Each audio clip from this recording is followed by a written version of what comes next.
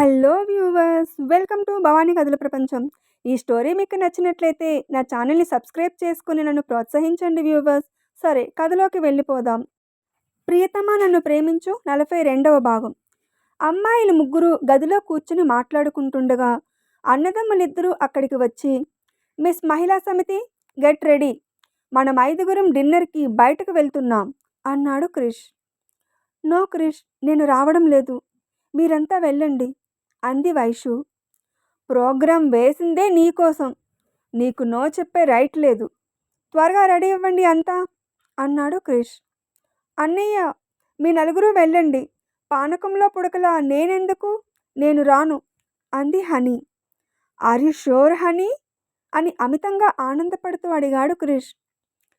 Yes, I'm sure అంది Honey. షూరో కాదో బాగా ఆలోచించి చెప్పు అన్నాడు. హనీ కోపంగా చూస్తుండేసరికి, సరే ఓకే కిషన్, ఆ హోటల్ వాళ్ళకి ఫోన్ చేసి హనీ కోసం స్పెషల్గా ఆర్డర్ చేసిన ఐస్ క్రీమ్ని క్యాన్సిల్ చేయమని చెప్పు అంటూ హనీ వైపు క్రీగంటగా చూస్తున్నాడు క్రిష్. అలా చూడకు, నా అభిప్రాయం మారదు. ఐస్ క్రీమ్ కోసం మీ ప్రైవసీని కిల్ చేసే డెవిల్ కాదు మీ చెల్లి అంది హనీ. పిచ్చి హనీ, మాకు ప్రైవసీ లేదని కావాలని నువ్వెందుకు అనుకుంటున్నావు? ప్రేమికులకు ప్రైవసీ కావాలి కానీ జీవితంలో ఒక భాగం అయిపోయిన వాళ్లకు కాదు. ఇక నీ పిచ్చి ఆర్గ్యుమెంట్ ఆపి త్వరగా రెడీ అవ్వు అనేసి, ఐషు డియర్, నీకు కంప్లైంట్ ఉందా అని అడిగాడు. ఐ హ్యావ్ నో అబ్జెక్షన్ అంది Aishu. That's good, all of you get ready అనేసి వాళ్ళు కూడా రెడీ అవ్వడానికి తమ గదికి వెళ్ళారు. అమ్మాయిలు ముగ్గురు జీన్స్ టీషర్ట్స్ వేసుకొని రెడీ అయి కిందకు వచ్చారు. అప్పుడే అబ్బాయిలు వచ్చి పదండి అని ముందుకు కదిలారు. అమ్మాయిలు వాళ్ళను అనుసరించారు. 5గురు కారులో కూర్చోగానే, అదేంటి మీ ఇద్దరూ మారువేషాలు లేకుండా నేరుగా బయటకు వచ్చేశారు అని అడిగింది వైషు. దాంతో అన్నదమ్ములు చూసుకొని నవ్వుకొని, క్రౌడ్ ఎక్కువగా ఉన్న చోటికి వెళ్తే మారువేషాలు అవసరం కానీ ఇదివరకే బుక్ చేసుకున్న వింగ్కి చేరుకోవడానికి అవసరం లేదు అని డ్రైవింగ్ స్టార్ట్ చేశాడు క్రిష్. 5గురు హోటల్కి చేరుకున్నారు. లిఫ్ట్లో నేరుగా వెళ్లాల్సిన వింగ్ చేరుకొని సీట్స్ వైపు మాట్లాడుకుంటూ వెళ్తుంటే వైషుకి అక్కడ ప్రియ కనిపించింది. అంతే, ఒక్క నిమిషంలో ఆమెను చేరుకొని హక్ చేసుకుంటూ, ఎలా ఉన్నావు ప్రియా అని ఆప్యాయంగా అడిగింది వైషు. ఆ ప్రశ్న నేను నిన్ను అడగాలి, నువ్వెలా ఉన్నావు అని అడిగింది ప్రియ. నేనా, చూస్తున్నావుగా చాలా హ్యాపీగా ఉన్నాను. వీళ్ళందరూ నన్ను కంటికి రెప్పలా చూసుకుంటున్నారు అంది వైషు ఆనందంగా. కనిపిస్తూనే ఉంది. నిజానికి నేను ఇక్కడికి రావడం కూడా క్రిష్ గారి ప్లానే అంటూ క్రిష్ వైపు తిరిగి, వైషు ఫ్రెండ్గా నన్ను మీరు గుర్తుపెట్టుకున్నందుకు థ్యాంక్స్ అండి అంది ఆర్తిగా ప్రియ. అడగ్గానే ఒప్పుకున్నందుకు నిజానికి నేనే మీకు థ్యాంక్స్ చెప్పాలి అన్నాడు. వైషు కోసం, ఆమె ఆనందం కోసం మీరంతా ఎంతో చేస్తున్నప్పుడు నేను ఈ మాత్రం చేయలేనా అంది ప్రియ. అందరూ డిన్నర్కి కూర్చున్నారు. భోజనం చేస్తున్నంతసేపు వైషు ప్రియతో, హనీ ఐషులతో నవ్వుతూ మాట్లాడుతుండడం చూసి క్రిష్కి ఎంతో సంతోషంగా అనిపించింది. డిన్నర్ అయిపోయాక ప్రియని వాళ్ళ ఇంటి దగ్గర దింపేసి వీళ్ళంతా ఇంటికి వచ్చేశారు. కారు దిగగానే ముందుగా కిషన్, హనీ ఐషులు లోపలికి వెళ్ళిపోయారు. వైషు మాత్రం వెహికల్ పార్క్ చేసి వస్తున్న క్రిష్నే చూస్తూ ఉండిపోయింది. ఏంటలా చూస్తున్నావు అని అడిగాడు. క్రిష్ ఆమె దగ్గరకు వచ్చి, చాలా థ్యాంక్స్ క్రిష్, మీరు నాకు సంబంధించిన ప్రతి చిన్న విషయాన్ని గుర్తుంచుకుంటున్నారు. ఈరోజు ప్రియని చూడగానే నాకెంత సంతోషంగా అనిపించిందో చెప్పలేను. అంటే మీ అందరితో ఉన్నప్పుడు ఆనందంగా లేనిని కాదు, అంటే నేను అని ఆమె మాటలను వెతుక్కుంటుంది. క్రిష్ ఆమెను గుండెలకు హత్తుకొని, రిలాక్స్ వైషు, నేను అర్థం చేసుకోగలను. నాకు వివరణ ఇవ్వాల్సిన అవసరం లేదు. నాకు కావలసింది నువ్వు హ్యాపీగా ఉండడం అంతే అన్నాడు. అతని వెచ్చని కౌగిలి ఆమెకు భరోసా ఇస్తుంటే అతని వీపుని ప్రేమగా తడుముతూ, అంతలోనే అతని నుండి వేరుపడి ముఖం మీద పడుతున్న ముంగురులను చెవుల వెనక్కి నెట్టుకుంటూ ఇంటివైపు కదలబోయింది. ఆమె చేయి పట్టి ఆపి దగ్గరకు లాక్కుని మళ్ళీ హత్తుకున్నాడు. ఇప్పుడు ఆ స్పర్శలో అల్లరి తెలుస్తుంటే ఏంటి క్రిష్ వదలండి అంది సిగ్గుపడిపోతూ. ముఖంలో కనిపిస్తున్న నీ ఆనందాన్ని పెదవులతో తెలియపరిస్తే వదిలేస్తాను అని ఆమె పెదవులకు దగ్గరగా వచ్చాడు. ఆ మాటలకే సిగ్గు ముంచుకొస్తుందంటే అతను ముందుకు కదిలేసరికి ఆమె మోము మరింత ఎర్రబడుతుండగా, అలా తెలియపరిచే సమయం వచ్చినప్పుడు తెలియపరుస్తాను అనేసి అతని దూరం నెట్టి పరుగున ఇంట్లోకి వెళ్ళిపోయింది. ఆమె సిగ్గు చూసి నవ్వుకున్నాడు క్రిష్. రోజూ నిద్ర లేవగానే గుడ్ మార్నింగ్ అని క్రిష్ పంపే మెసేజ్కి రిప్లై పంపేది వైషు. ఈరోజు ఇంకా మెసేజ్ చేయలేదేంటి అనుకొని అతను రెడీ అయి కిందకు వచ్చి టిఫిన్ కోసం డైనింగ్ టేబుల్ దగ్గర కూర్చుంటే అతనికి వైశాలి కనిపించింది. ఇప్పుడు కూడా ఆమె విష్ చేయలేదు, కనీసం నవ్వలేదు. చాలా డల్గా ఉంది. వాట్ హ్యాపెన్ టు హర్ అనుకున్నాడు.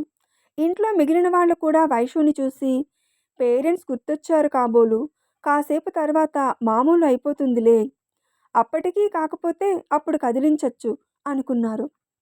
వైషుని చూసి ఏమైంది అలా ఉంది అని కళ్ళతోనే అడిగాడు కిషన్ క్రిష్ని. Relax, I will take care of her అని క్రిష్ కూడా కళ్ళతోనే సైగ చేశాడు. టిఫిన్ చేసేసి బయటకు వెళ్లాల్సిన అందరూ వెళ్ళిపోయారు, క్రిష్ శ్యామ్ తప్ప. శ్యామ్కి ఒంట్లో నలతగా అనిపించి ఆఫీస్కి వెళ్ళలేదు. క్రిష్ వైషుని పక్కకు తీసుకెళ్ళి, ఏమైంది వైషు, ఎందుకంత డల్గా ఉన్నావు అని అడిగాడు. ఏం కాలేదు, ఐఎమ్ ఫైన్ అంది పొడి పొడిగా. Are you sure? ష్యూర్ అంది నమ్మకంగా. నాకెందుకో నువ్వేదో దాస్తున్నావనిపిస్తుంది. ఏం దాస్తున్నాను?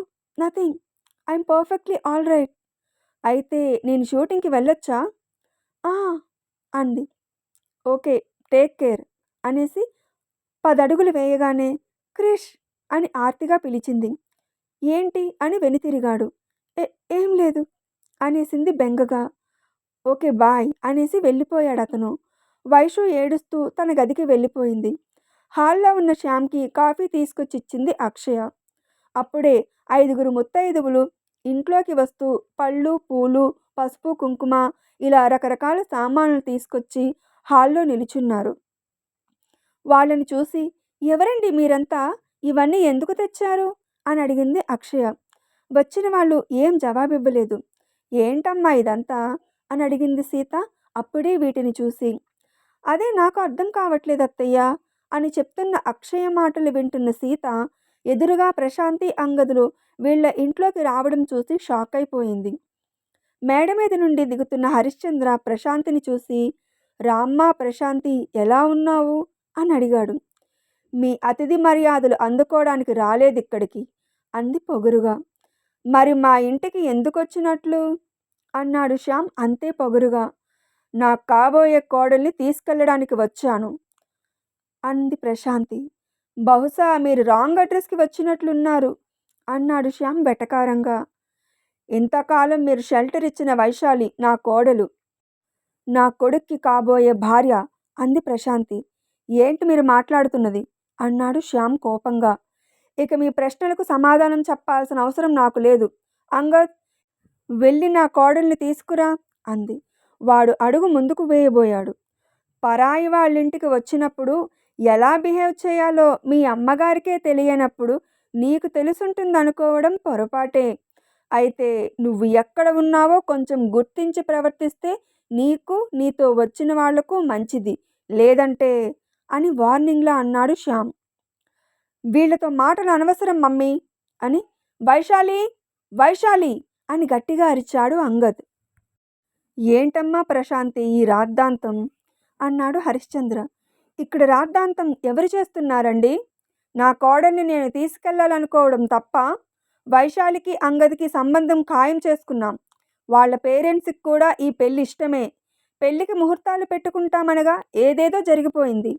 ఇంతకాలం నా కోడలికి షెల్టర్ ఇచ్చినందుకు ఇదిగోండి బ్లాంక్ చెక్, ఎంత కావాలంటే అంత రాసుకోండి అని చెక్ని హరిశ్చంద్ర పైకి విసిరింది ప్రశాంతి.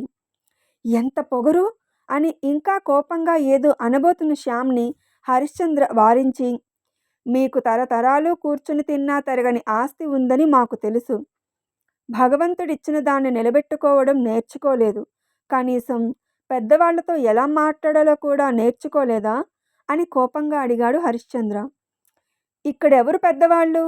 ఇంటికి వచ్చిన వాళ్లకు ఏం కావాలో తెలిసాక కూడా ఇచ్చి పంపించకపోవడం పెద్దరికమా? మాతో ఇంతసేపు ఆర్గ్యుమెంట్ చేయడం పెద్దరికమా? అయినా మీతో చర్చించాల్సిన అవసరం నాకు లేదు అనేసి వైశాలి అని గట్టిగా అరిచింది ప్రశాంతి. అలా నువ్వు అరిస్తే వైశాలి వస్తుందా? అంది జానకమ్మ పొగరుతో కూడిన దరహాసం చేస్తూ. అలా చూడండి అంది ప్రశాంతి. లైట్ పర్పుల్ చుడీదార్లో మౌనంగా మేడ దిగి వచ్చింది వైశాలి. వైశాలి రావడం చూసి కుటుంబ సభ్యులందరూ ఆశ్చర్యపోయారు. ఏంటమ్మా వైశాలి, నువ్వెందుకు కిందకు వచ్చావు? లోపలికి వెళ్ళు అన్నాడు శ్యామ్. నేను వెళ్ళాల్సింది లోపలికి కాదు, బయటకి. నా కోసం వచ్చిన వాళ్లతో నేను వెళ్ళడమే అందరికీ మంచిది అంది పొడి పొడిగా ముభావంగా. వైశాలి మాటలకు సీత కంగారు పడుతూ, ఏంటి వైశాలి, నీకు పిచ్చి పట్టిందా? నువ్వేం చేస్తున్నావో నీకు తెలుస్తుందా? వీళ్ళు నీ కోసం వస్తే వీళ్ళతో వెళ్ళాల్సిన అవసరం నీకేంటి? క్రిష్ నువ్వు ఒకరికొకరు ఇష్టపడ్డారు కదా, తొందరలో మీకు పెళ్లి చేద్దామనుకుంటుంటే నువ్వు వీళ్ళతో వెళ్తానంటావేంటి? అది కూడా నీ తల్లిదండ్రుల మరణానికి కారణమైన వాళ్లతో అంది ఆవేదనగా. లేదు, నేను క్రిష్ని ప్రేమించలేదు, కనీసం ఇష్టపడలేదు. అతను నన్ను ఎన్నోసార్లు ఇబ్బంది పెట్టారు, నలుగురిలో నా పరువు తీశారు. అందుకు అతని పరువు కూడా పోవాలనే నేను ప్రేమిస్తున్నట్టు నటించాను అంది. వద్దు వైశాలి, అలా మాట్లాడి నా మనసుని బాధ పెట్టకు. నా కొడుకు మీద నాకు నమ్మకం ఉంది. వాడు తప్పుడు నిర్ణయాలు తీసుకోడు. నీ విషయంలో వాడి నిర్ణయం కరెక్టే. నీ వ్యక్తిత్వం కూడా ఇది కాదు. ఈరోజు ఉదయం నుండి నీ ప్రవర్తనకు వీళ్ళ రాకకు సంబంధం ఉందని మా అందరికీ బాగా అర్థమైంది. వాళ్ళ బెదిరింపులకు లొంగాల్సిన అవసరం లేదమ్మా. నా మాట విని లోపలికెళ్ళు అంది సీత బాధగా. తనకు తానుగా మాతో రావడానికి సిద్ధపడ్డాక మీ అభ్యంతరాలేంటి? పద వైశాలి, వెళ్దాం అంది ప్రశాంతి. వైశాలి కదలబోతుండగా, వైశాలి మీతో రాదు. ప్రస్తుతానికి మీ నాటకాన్నే నిజమని నమ్మినా వైశాలి బాధ్యతను వాళ్ళ తాతగారు మాకు అప్పగించారు. కాబట్టి ఆయన వచ్చే వరకు ఆమె బాధ్యత మాది. మీరు ఆయనతో మాట్లాడుకోండి అన్నాడు హరిశ్చంద్ర. మిమ్మల్ని హ్యాండిల్ చేయగలిగిన వాళ్ళమి ఆయన్ని హ్యాండిల్ చేయలేమంటారా? ఇక మమ్మల్ని వెళ్ళనివ్వండి. అంగద్, తనను తీసుకురా అనేసి 2 అడుగులు వేసింది ప్రశాంతి. అంగద్ వైషు చేయి పట్టుకొని తీసుకెళ్లబోతుంటే అడ్డుపడిన అక్షయ సీతలను పక్కకు నెట్టేసి మరీ వైషుని తీసుకొని ముందుకు కదిలాడు. బలిపశువులా వాడి వెంట తలదించుకొని వస్తున్న వైషు వైపు చూసి, నీకు నువ్వుగా నాతో వచ్చేలా చేశాను, ఇక నీ నాశనాన్ని ఎవరు ఆపుతారు అన్నట్లుగా ఆమె వైపు చూస్తూ ఆమెను లాక్కెళుతున్నాడు అంగద్. అప్పుడే, ఒక్క క్షణం ఆగు మై డియర్ ఎనిమీ ఫ్రెండ్ అన్న మాటలు వినపడి దిగ్గున తల ఎత్తి చూశాడు అంగద్. అతనితో పాటు వైషు కూడా. అటుగా చూసిన వైషుకి ఎదురుగా క్రిష్ కనిపించగానే ఆమె కళ్ళల్లో ఆనందం ఇలా కనిపించి అలా మాయమైపోయింది. క్రిష్ ఇంటి ముఖద్వారానికి అడ్డుగా నిలబడి, సినిమా ఇంత బాగున్నప్పుడు క్లైమాక్స్ కూడా అంతే బాగుండాలి కదా, ఇలా చప్పగా ఉంటే ఎలా అంటూ అంగద్ దగ్గరకు వచ్చి వాడి చేతిలో ఉన్న వైషు చేతిని సునాయాసంగా వెనక్కి తీసుకున్నాడు. హే యూ అని అంగద్ ఏదో అనబోయాడు. క్రిష్ వాడికి ఆపమన్నట్లు చేతిని అడ్డుపెట్టి, కాసేపు నువ్వు కాముగా ఉండు, ఈ సీన్లో నీకు డైలాగ్స్ లేవు, హ్యావ్ సమ్ పేషెన్స్ అనేసి వైషు వైపు తిరిగి, నువ్వు నిరభ్యంతరంగా వీళ్ళతో వెళ్ళిపోవచ్చు, నేను నిన్ను ఆపను అన్నాడు. ఆ మాటకి అందరూ షాక్ అయ్యారు.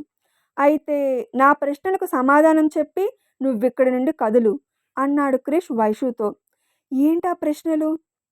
నువ్వు నన్ను ప్రేమించలేదు రైట్ అన్నాడు. అతని నుండి చూపుని ముఖాన్ని పక్కకు తిప్పుకుంటూ అవును అంది. కనీసం ఇష్టపడలేదు రైట్? అవును. ఇదంతా నన్ను బాధ పెట్టాలనే చేశావు రైట్? అవును అవును అవును అంది గట్టిగా అరుస్తూ. ఏది, ఆ మాటలు నా కళ్ళల్లోకి చూసి చెప్పు అన్నాడు సీరియస్గా. ఆమె సైలెంట్ అయిపోవడంతో, నా ప్రశ్నకి ఇంకా జవాబు రాలేదు అని రెట్టించాడు. మీరడిగిన వాటికి నేను సమాధానం చెప్పేశాను, మళ్ళీ మళ్ళీ చెప్పాల్సిన అవసరం నాకు లేదు అంది అతని వైపు చూడకుండానే. అయితే నువ్విక్కడి నుండి వెళ్ళడం కుదరదు. కానీ నేను అంటూ అతని వైపు చూసి మళ్ళీ తలను దించేసుకొని, నేనిక్కడి నుండి వెళ్ళే తీరాలి అంది. ఇక నీ నటన ఆపు. నటుడిని నేను, నువ్వు కాదు. నీ నటనని ఆపి అసలు ఏం జరిగిందో, వీడు నిన్ను ఏమని బెదిరించాడో అందరికీ చెప్పు. నువ్వెవరికీ భయపడాల్సిన అవసరం లేదు అన్నాడు క్రిష్. ఆ మాటలకు కంగారు పడిపోతూ, నటనేంటి?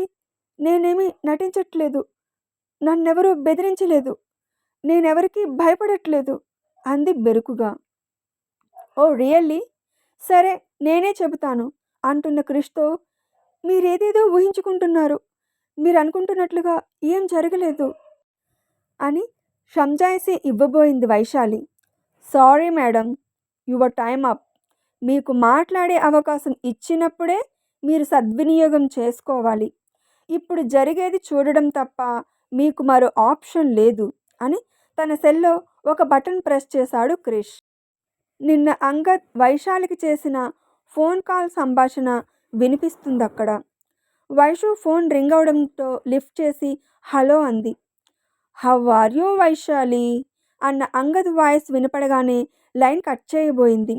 లైన్ కట్ చేస్తే నువ్వు చాలా కోల్పోతావు వైశాలి అన్న వాడి మాటలు వినిపించి మళ్ళీ సెల్ని చెవి దగ్గర పెట్టుకొని, ఛీ, నువ్వసలు మనిషివేనా?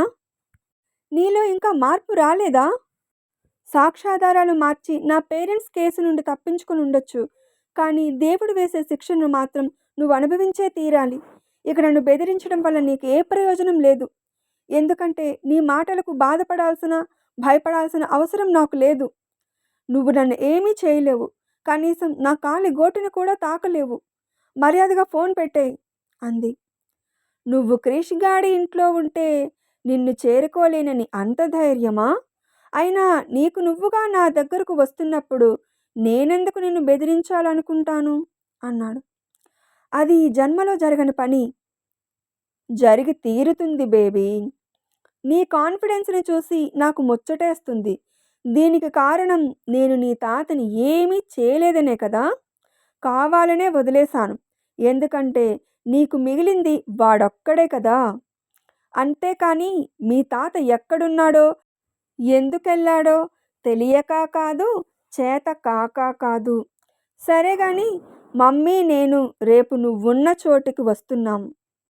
నువ్వు మాతో పాటు రావాలి. లేదంటే అని ఆపాడు. లేదంటే ఏముంది, కృష్ణప్రసాద్ ఉరఫ్ క్రిష్ నీ వల్ల ప్రాణాలు కోల్పోతాడు. నేను బెదిరించడం లేదు, నిజమే చెబుతున్నాను. మీ తాతను వదిలేసినట్లు వదిలేస్తాననుకోకు. హనీ విషయం అప్పుడే మరిచిపోయావా? అది బ్రతికిపోయిందని వీడు కూడా బ్రతికేస్తాడనుకోకు. తిన్నగా నీ పేరెంట్స్ దగ్గరికే వెళ్ళిపోతాడు. తర్వాత నీ ఇష్టం అని ఫోన్ పెట్టేశాడు అంగద్. ఆ మాటలు విని వైషుతో పాటు అందరూ షాక్ అయిపోయారు. ఏరా, నీ కంటికి నేను చేతకాని వాడిలా కనిపిస్తున్నానా? వైషు ఎక్కడో ఉన్నప్పుడే తన యోగక్షేమాలు చూసిన వాడిని తను నా ఇంట్లోనే ఉంటే పట్టించుకోననుకున్నావా? తనకొచ్చే కాల్స్ నాకు కూడా కనెక్ట్ అవుతాయన్న చిన్న విషయాన్ని నువ్వు గెస్ చేసి ఉంటే ఈ నిర్ణయం తీసుకునేవాడివి కాదేమో. బెదిరించినంత మాత్రాన వైషు నీతో వస్తుందనుకుంటే అది నీ పొరపాటు అని క్రిష్ అంటుండగా, రే నిన్ను అంది ప్రశాంతి. ఆపండి. ఆడవారయ్యుండి ఒక ఆడపిల్లను బెదిరించి భయపెట్టి అప్రయోజకుడైన మీ కొడుక్కిచ్చి పెళ్లి చేయాలనుకుంటున్నారే, ఇది మీకు న్యాయంగా ఉందా? మా తప్పు లేకుండా ప్రమాదం జరిగి మీ కుటుంబ సభ్యులు చనిపోతే మేమే ప్రమాదం చేయించామని మమ్మల్ని నిందిస్తూ ఇప్పటికీ పగ సాధిస్తున్నారు. అలాంటిది వీడి వల్లే వైషు పేరెంట్స్ చనిపోతే వీడిని మాత్రం క్షమించి వదిలేయాలా అని అడిగి, నా తల్లి వయసున్న వారు కాబట్టి మిమ్మల్ని ఇంతకన్నా ఏమనలేకపోతున్నాను అని అంగది వైపు చూస్తూ, అసలు నీకు స్వతంత్రంగా బతికే అర్హత ఉందారా? నీకు వైషు కావాలా? ఎప్పటికీ ఆమె నీకు దక్కదు. వైషు నాది. ఈరోజు తర్వాత వచ్చే మొదటి ముహూర్తానికి నేను వైషుని పెళ్లి చేసుకుని నా మాటను నిజం చేస్తాను. మీ చేతనైంది చేసుకోండి, చేవ ఉంటే ఆపండి అన్నాడు క్రిష్ కోపంగా. అప్పటి వరకు నువ్వు ప్రాణాలతో ఉండాలి కదరా అని గన్ తీసి క్రిష్కి షూట్ చేశాడు అంగద్. ఆఖరి నిమిషంలో వైషు క్రిష్కి అడ్డుగా వచ్చేసింది. ఇంకా ఉంది. వైషు క్షేమంగా ఉంటుందా? ఇన్ని తప్పులు చేస్తున్న వాళ్ళను క్రిష్ క్షమిస్తాడా? ఇప్పుడు ఇక్కడ ఏం జరుగుతుందో రేపటి భాగంలో విని తెలుసుకుందాం. స్టోరీ నచ్చితే కామెంట్ చేసి, అప్డేట్‌కి లైక్ కొట్టి షేర్ చేయండి వ్యూవర్స్. అప్పుడే నా స్టోరీ ఎక్కువ మందికి చేరుతుంది. సరే, మరో స్టోరీ అప్డేట్‌తో మళ్ళీ మీ ముందుకు వస్తాను. అప్పటి వరకు సెలవు. Thanks for watching my videos.